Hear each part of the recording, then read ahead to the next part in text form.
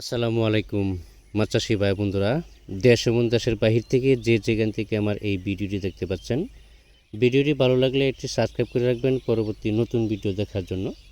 আজকে আমি আলোচনা করব 2026 সালের নতুন বছরের সরপুঁটি মাছের পোনা সম্পর্কে। যারা চায়না পুঁটি বা সরপুঁটি খুঁজতেছেন, অতি দ্রুত আমাদের সাথে যোগাযোগ করতে পারেন। আমরা এই সরপুঁটি মাছের পোনাগুলো, নতুন বছরের মাছের পোনাগুলো সুলভ মূল্যে বিক্রি করতেছি এবং কি সারা বাংলাদেশে হোম ডেলিভারির মাধ্যমে এই মাছগুলো বিক্রয় করে থাকি। এই মাছগুলো আপনার 6 মাসে 1 কেজি বা 1.5 কেজি, আরও যদি দীর্ঘদিন সময় রাখেন তাহলে আরও বড় হবে। 1 বছর আপনার 2 কেজি 1.5 কেজি ওজন চলে আসে।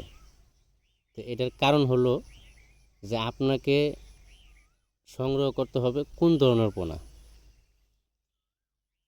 পোনা সংগ্রহ করার সময় একটা জিনিস খেয়াল করতে হবে যে যত বড় ব্রড মাছটা হবে, পোনা মাছটা কিন্তু কালচারের সময় যখন বাজারে উপযুক্ত হবে বাচ্চার, ততটুকুই বড় হবে।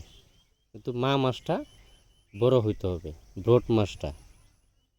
তখন পোনাটা যখন উৎপাদন হবে তখন ওই কালচারের সময় যখন ছাড়বেন পোনাটা, কালচারের সময় ওই মা মাছের মতোই বড় হবে।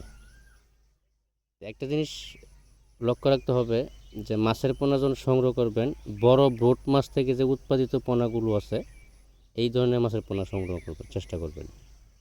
এখানে আরেকটা সিস্টেম হলো যে A grade, B grade, C grade মাছের পোনা যখন গ্রেডিং করা হয় তখন এ গ্রেডটা সংগ্রহ করার চেষ্টা করবেন। গ্রেডিং করে মাথার মাছটা, নেরজাল আছে, নেরজালটা সেকে তারপরে এই মাছগুলো বিক্রয় করা হয়।